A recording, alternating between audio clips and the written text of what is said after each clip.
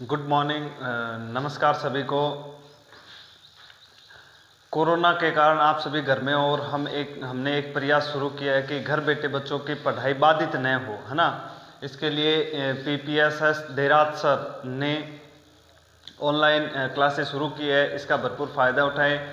और आज मेरे को एक इस बात की भी खुशी है कि बच्चे, हम यदि प्रयास कर रहे हैं तो बच्चे भी घर पे प्रयास कर रहे हैं, पढ़ रहे हैं और काम कर रहे हैं। बिल्कुल, क्योंकि काम करोगे तब डाउट्स आएंगे, डाउट्स पूछोगे तब वो दूर होंगे। तो कुछ बच्चों का कल जो हमने वर्ग याद किए थे वैदिक विधि द्वारा, उनमें कुछ बच्चों के डाउट्स हैं। तो एक डाउट ये था कि सर 5वीं जो विधि है द्वंद्व योग विधि, इसमें एक जो 1234 है, इसका वर्ग कैसे ज्ञात करेंगे।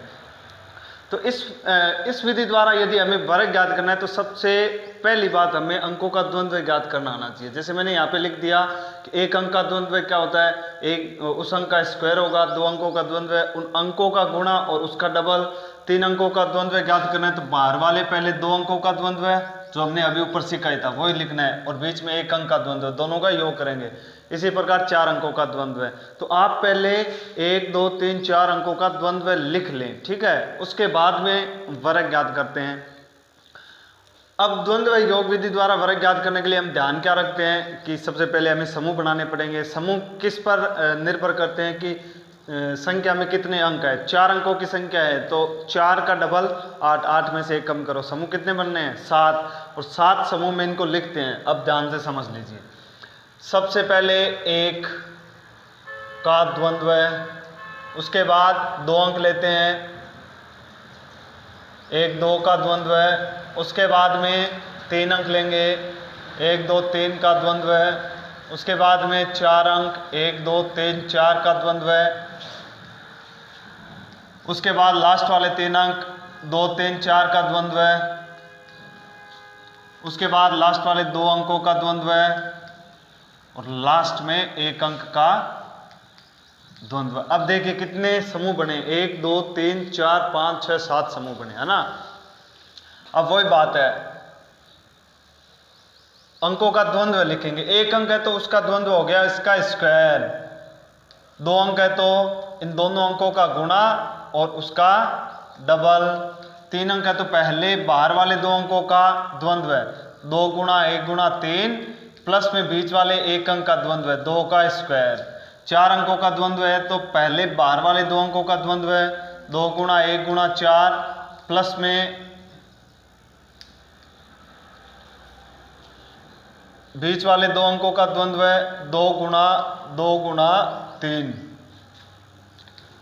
बाहर वाले 2 अंकों का द्वंद्व है 2 गुणा 4, प्लस बीच में 1 अंक है तो 1 अंक का द्वंद्व है उसका स्क्वायर, फिर 3 4 का द्वंद्व है और फिर है 4 का द्वंद्व है। अब इनको सरल करना है। 1 का स्क्वायर कितना होता है 1, 2 का 2 से गुणा 4, 4 का 1 से गुणा 4 ही आता है ना। पहले गुणा करेंगे और उसके बाद में योग, तो 3 2 6 प्लस 2 का स्क्वायर 4, इनका गुणा 8 प्लस इनका गुणा 6 6 2 12, इनका गुणा 4 2 8 8 2 16, और 3 का स्क्वायर 9, 4 3 12 12 2 24, 4 का स्क्वायर 16। अब इनका योग कर लेते हैं। 1 की जगह 1, 4 की जगह 4, 6 और 4 10, 12 8 20, 16 9 25, और ये 24 और ये 16। अब 1 अंक दाएं भाग में रखना है, दूसरे अंक को बाएं भाग में जोड़ते हुए चलेंगे, है ना।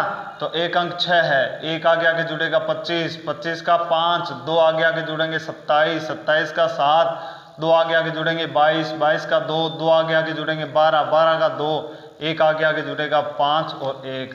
ये वर्ग आ गया 1234 का वर्ग। तो इस प्रकार से पहले आपको अंकों का द्वंद्व निकालना आना चाहिए। इस आधार पर हम द्वंद्व योग विधि द्वारा किसी भी संख्या का वर्ग ज्ञात करेंगे, ठीक है। और आप इस पर अभ्यास करके देखें, नई नई संख्या आप खुद लेके लिख सकते हो, उसका वर्ग ज्ञात कर सकते हो।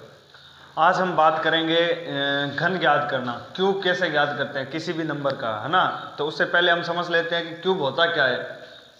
किसी संख्या का घन या घनफल भी बोलते हैं, किसी संख्या का घन उस संख्या को स्वयं से 3 बार गुणा करने पर प्राप्त होता है। इसका मतलब किसी भी संख्या को यदि 3 बार गुणा कर दें उसी संख्या से तो उस संख्या का घन प्राप्त हो जाता है। जैसे 1 का घन, 1 का घन, घन को लिखते हैं उस संख्या के, जैसे 1 का घन ज्ञात करना है तो 1 की क्यूब लिखूंगा। किसी भी संख्या की घात 3 का मतलब होता है कि उस संख्या को उसी से 3 बार गुणा करना है ना, तो गुणा कर दिया 1 को 3 बार, आ गया 1। इसी प्रकार 2 का घन यानी 2 की क्यूब, 2 की क्यूब यानी 2 को 2 से गुणा करना है 3 बार, और कितना आ गया, 8 आ गया। इसी प्रकार 3 की क्यूब, और आप आगे भी निकाल सकते हो। तो कम से कम आप 10 तक की क्यूब निकाल के ज्ञात करेंगे, है ना। 10 तक की, 1 से लेकर 10 तक की जो संख्या है, प्राकृत संख्या है, इनकी क्यूब, इनका घन आप निकालेंगे, लिखेंगे कॉपी में, ठीक है। अब किसी भी, ये तो क्या हो गया, किसी भी संख्या का घन ज्ञात करने की बेसिक जो मेथड है कि किसी भी संख्या का घन ज्ञात करना है तो 3 बार गुणा कर दो। बाकी हम क्या अलग अलग विधि से संख्याओं के क्यूब ज्ञात करेंगे। जैसे घनफल ज्ञात करने की यहाँ पर वैदिक 3 मेथड दिए हुए वैदिक गणित में, ठीक है। पहला मेथड उपसूत्र अनुरूपण द्वारा घन ज्ञात करना, और 2 नंबर सूत्र निखिलम द्वारा, और 3 नंबर एकाधिकरण पूर्वण द्वारा। देखते हैं आप इनसे बड़े ही आसान तरीके से क्या है किसी भी संख्या का घन ज्ञात कर सकते हैं। पहली विधि अपनी उपसूत्र अनुरूपण द्वारा, और हमने वर्ग ज्ञात किया था, वहां पर भी हमने देखा था उपसूत्र अनुरूपण द्वारा केवल 2 अंकों की संख्या का वर्ग ज्ञात करते हैं ना। तो यहाँ पर भी यही ध्यान में रखना है, उपसूत्र अनुरूपण का मतलब 2 अंकों की संख्या का वर्ग ज्ञात करेंगे, और यहाँ पर उपसूत्र अनुरूपण है तो 2 अंकों की संख्या का घन ज्ञात करेंगे, ठीक है। घन ज्ञात किस प्रकार से करते हैं, फॉर एग्जाम्पल मैंने एक ले लिया 16 की क्यूब ज्ञात करनी है, घन ज्ञात करना है, वो भी किस विधि द्वारा, अनुरूपण विधि द्वारा। तो सबसे पहला काम, इसमें 4 भाग बनते हैं, ठीक है। 4 भाग बनाओ, ये बना लिए 4 भाग। अब इनको इन 4 भागों में किस प्रकार से लिखना है कि सबसे पहले भाग में अपनी तरफ से लिख दो, 1 लिख दो, लिख दिया। अब ये होता है इकाई अंक, ये होता है दहाई अंक, फिर लिखो इकाई अंक कितना है, सबसे पहले ऊपर इकाई अंक लिखते हैं, ये ध्यान में रखना। इकाई का अंक 6, फिर इकाई के अंक का स्क्वायर और इकाई के अंक की क्यूब। अब इसके नीचे अपनी तरफ से 1 लिख दीजिए, लिख दिया। अब दहाई का अंक लिखिए, दहाई का अंक 1 है, दहाई के अंक का स्क्वायर और दहाई के अंक की क्यूब। आई बात समझ में, बहुत सरल है। अब इनको थोड़ा हल करके लिख लेते हैं। 1 6 की जगह 6, 6 का स्क्वायर 36, 6 की क्यूब कितनी होती है, 6 को 6 216, ठीक है। ऐसे 1 की क्यूब 1, 1 का स्क्वायर 1, 1 और 1। अब क्या करना है, अब इनका आपस में गुणा करवा दो। 216 को 1 से गुणा किया 216, 36 को 1 से गुणा किया 36, 6 को 1 से गुणा किया 6, और 1 को 1 से गुणा किया 1। बीच में कितने भाग है अपने, 2 भाग है ना। दोनों भागों में बीच वाले 2 भाग में साइड वाले छोड़ दो। यहाँ पे 6 है ना, 6 का डबल कितना होता है 12, तो इसमें 12 जोड़ दो, ठीक है। 36 का डबल कितना होता है 72, तो इसमें 72 जोड़ दो। जोड़ दिया, जोड़ के नीचे लिखो 216, 6 और 2 8, 7 और 3 10, 12 और 6 18, और 1 की जगह 1। वही बात है, 1 अंक रखना है इधर। यहाँ पे 2 अंक 21 बच गए, 21 108 में आके जुड़ेंगे तब 129। 108 और 21 को जोड़ो कितना आएगा 129। 129 में से 1 अंक यहाँ पे रखना है, 12 आगे आके जुड़ेंगे। 18 और 12 कितने हो गए 30। 30 का 1 अंक यहाँ पे रहेगा, बचा क्या 3, 3 आगे आके जुड़ेगा, 3 और 1 है 4। ये आ गया घन किसका 16 का घन आ गया। इस प्रकार से 2 अंकों की संख्या के कुछ एग्जाम्पल मैंने लिखे हैं, जैसे 33 का घन ज्ञात करना है, 41 और 52 का घन ज्ञात करना है। आप और भी कोई 2 अंकों की संख्या लेके उसका घन ज्ञात कर सकते हैं, और घन ज्ञात करके देखें आप, ठीक है। 2 नंबर विधि सूत्र निखिलम द्वारा घन ज्ञात करना। और सूत्र निखिलम में तो हमने पहले क्या है गुणा किया था, फिर वर्ग ज्ञात किया था, अब क्या ज्ञात कर रहे हैं घन ज्ञात कर रहे हैं। तो हमें पता है कि सूत्र निखिलम की जब भी बात होती है तो वहाँ पर आधार और उपाधार 2 विधि आती है ना। दी गई संख्या यदि आधार के नज़दीक है तो आधार विधि अप्लाई करते हैं, और उप आधार के नज़दीक नहीं है, बड़ी संख्या है तो क्या करेंगे उपाधार विधि। तो आधार विधि में एक क्यूब ज्ञात करने का एक सूत्र होता है, ये भी एग्जाम में पूछा हुआ है कि घनफल ज्ञात करने का फॉर्मूला लिखिए सूत्र निखिलम द्वारा। तो संख्या की क्यूब यानी किसी संख्या का घन बराबर होता है संख्या प्लस 2 गुना विचलन और बीच वाले भाग में 3 गुना विचलन का स्क्वायर और विचलन की क्यूब। अब इसमें 3 भाग क्यों बने हैं? क्योंकि हमने सीखा था कि जब 3 संख्याओं का गुणा करते हैं तो 3 भाग बनेंगे। तो घन का मतलब 3 बार गुणा कर रहे हैं 3 संख्याओं का, है ना। मैंने एक संख्या ली है 14 और ये क्या है, आधार के नज़दीक है। तो सबसे पहला काम मेरा आधार लिखता हूँ मैं। आधार कितना है? 10। आधार से इसका विचलन लिखता हूँ। विचलन कितना है? विचलन बराबर क्या होता है कि संख्या में से आधार घटाते, संख्या बढ़ी है तो विचलन आ गया प्लस के 4। अब संख्या और विचलन आ गया इस सूत्र में। यहाँ पे सूत्र लिखिए आप, उसके बाद में इसमें मान रख दीजिए। मैं सीधा लिख देता हूँ। संख्या कितनी अपनी 14, 14 की क्यूब बराबर संख्या 14 प्लस 2 गुणा विचलन 4, 3 गुणा 4 का स्क्वायर और 4 की क्यूब। इसको सरल कीजिए। 14 प्लस पहले गुणा करेंगे 8, 3 गुणा 4 का स्क्वायर 16, 4 की क्यूब कितनी होती है? 16 चौक 64। 14 और 8 कितने हो गए? 22। ये हो गए 48 और 64। वही बात है, एक अंक रखना है ना इसमें। एक अंक वाला, एक अंक क्यों रख रहे हैं? तो आधार में क्या है, सूत्र निखिलम विधि द्वारा गुणा ही तो है ये। तो आधार में 1 0 है, इसलिए दाएं भाग में एक अंक रख रहे हैं। ठीक है, एक अंक लिख दो। 4, 6 आगे आगे जुड़ेगा। 48 और 6 कितने होते हैं? 54। 54 का 4 और 5 आगे आके जुड़ेंगे। 5 और 2 7। यह आ गया 14 का घन। ठीक है, इस प्रकार से मैं आपको कुछ एक संख्या और दे देता हूं जो कि आप आधार विधि से जिनका घन ज्ञात करेंगे। ठीक है, चलो एक सरल सी संख्या देता हूं। 10 तक तो घन आपने पहले ज्ञात कर लिया। तो आप इस प्रकार से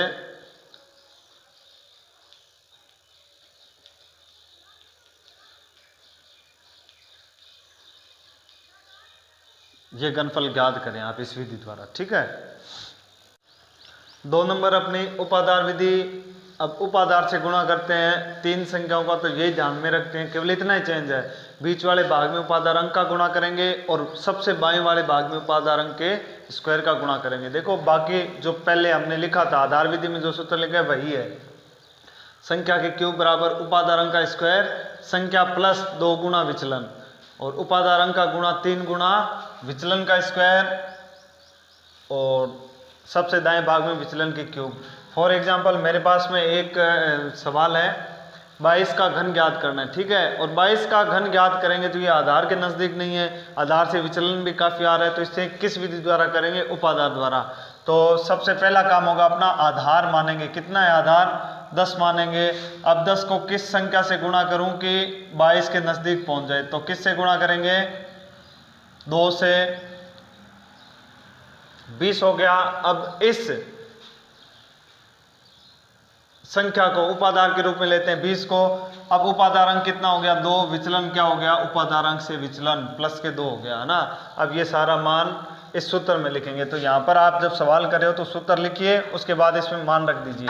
जैसे मैं मान रख रहा हूँ, सबसे पहले संख्या की क्यूब, तो संख्या है 22, तो 22 की क्यूब बराबर उपाधार अंक का स्क्वायर, उपाधार अंक है 2 तो 2 का स्क्वायर और गुणा में संख्या प्लस 2 गुणा विचलन। पहला भाग कंप्लीट। उपाधार अंक गुणा 3 गुणा विचलन का स्क्वायर और विचलन की क्यूब। अब इसको सरल कर लीजिए। 2 के स्क्वायर 4, 22 प्लस 2 गुणा 2 4, 2 का स्क्वायर 4, 4 तिया 12, 12 दुआ 24 और 2 के क्यूब 8। इसको थोड़ा और सरल करते हैं। 22 और 4 26, 24 और 8, 4 से गुणा करो, 6 चौक 24 हासिल 2, 8 और 2 10, 104, 24 और 8। अब देखिए आधार में कितने शून्य हैं? एक शून्य है तो दाएं भाग में एक अंक रखना है ना, तो यहाँ पर एक ही अंक है 8, यहाँ पर 2 अंक है तो एक अंक आएगा, एक आगे जुड़ेगा, ये 6 0 1, ये घन आ गया किस 22 का घन आ गया उपाधार विधि द्वारा। ठीक है, तो इस प्रकार से उपाधार विधि और आधार विधि से हम घनफल ज्ञात कर सकते हैं सूत्र निखिलम द्वारा। कुछ एक एग्जांपल लिख देता हूं मैं आपके लिए, जैसे एक एग्जांपल हमने पहले भी लिखा था, इसको हम आधार और उपाधार दोनों विधियों द्वारा हल कर सकते हैं। ठीक है, तो 97 की क्यूब ज्ञात कीजिए आप, चलो एक 27 की क्यूब ज्ञात कीजिए, एक 395 की क्यूब ज्ञात कीजिए।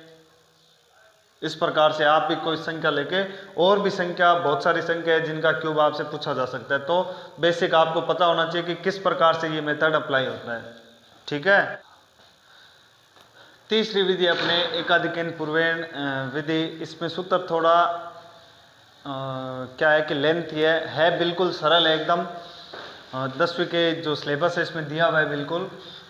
तो इसमें क्या है कि 4 भाग बनने वाले हैं। ठीक है, इसमें कितने भाग बनेंगे, 4 भाग बनेंगे। पहले भाग में लिखेंगे दाएं के अंक का स्क्वायर गुणा इकाई के अंक का दाएं के अंक का एक अधिक, दाएं के अंक का स्क्वायर आएगा और उसका गुणा होगा दाएं के अंक के एक अधिक से। ठीक है, दूसरे भाग में दाएं के अंक का स्क्वायर गुणा में विचलन आएगा। अब विचलन कैसे ज्ञात करेंगे, इस पर्टिकुलर इस सूत्र के लिए विचलन ज्ञात करने का ये फॉर्मूला रहेगा कि इकाई का अंक गुणा 3 माइनस के 10, इकाई के अंक को 3 से गुणा करके उसमें से 10 घटाने हैं। ठीक है, जो विचलन आएगा उसका गुणा करवाना है दूसरे भाग में। तीसरे भाग में 3 गुणा दाएं का अंक और गुणा में इकाई के अंक का स्क्वायर, और चौथे भाग में इकाई के अंक की क्यूब। मैंने एक एग्जाम्पल लिया है, जैसे हमें 24 की क्यूब ज्ञात करनी है ना, तो ये सूत्र लिख लिया। अब सबसे पहला काम अपना ये रहता है कि एक विचलन ज्ञात कर लेते हैं ना, तो विचलन बराबर इकाई का अंक गुणा 4, तो इकाई का अंक हो गया 4 और गुणा में इकाई का अंक गुणा 3, 4 नहीं होगा 3 होगा, तो इकाई का अंक गुणा 3 माइनस के 10 या 12 माइनस के 10 बराबर प्लस के 2 बचते हैं ना। विचलन अपना कितना आएगा, प्लस के 2। अब इस सूत्र में मान रखते हैं, तो 24 की क्यूब बराबर दाएं का अंक, ये इकाई का अंक ये दाएं का अंक, दाएं के अंक का स्क्वायर गुणा दाएं के अंक का एक अधिक कर दिया। दूसरे भाग में दाएं के अंक का स्क्वायर गुणा विचलन, विचलन कितना है 2। तीसरे भाग में 3 गुणा दाएं का अंक, कितना है अपना दाएं का अंक 2 गुणा इकाई के अंक का स्क्वायर, इकाई का अंक है 4 तो इसका स्क्वायर करना है, और चौथे भाग में इकाई के अंक की क्यूब, इकाई का अंक कितना है 4 तो 4 की क्यूब। बराबर के नीचे बराबर लगाइए, 2 का स्क्वायर 4 गुणा 2 का एक अधिक है 3, 2 का स्क्वायर 4, 4 गुणा 2 8, 6 और गुणा में 4 का स्क्वायर 16 और 4 की क्यूब है 64, ये 4 3 12 है, ये 8, इनका आराम से गुणा कर लीजिए 36 और 6 और 3 है 9 और ये 64। दाएं भाग में एक अंक रखना है ना, तो ये 4 6 आगे जुड़ेंगे तो 96 और 6 कितने होते हैं 102 होते हैं ना। 102 में एक अंक रखना है, यानी 2 यहाँ पे आएगा, 10 आगे जुड़ेगा, 8 और 10 18 है, 18 के 8, एक आगे जुड़ेगा यहाँ पे एक है ना, 12 और 1 कितना हो जाएगा 13 हो जाएगा। तो ये आता है 24 का घन। इसी प्रकार से आप ये सूत्र देखने में थोड़ा बड़ा जरूर है, बाकी आगे कैलकुलेशन सरल हो जाती है। ठीक है, 4 भाग बनेंगे, ये विशेष ध्यान रखना है। कुछ एग्जाम्पल मैं आपको दे देता हूँ, जैसे हमने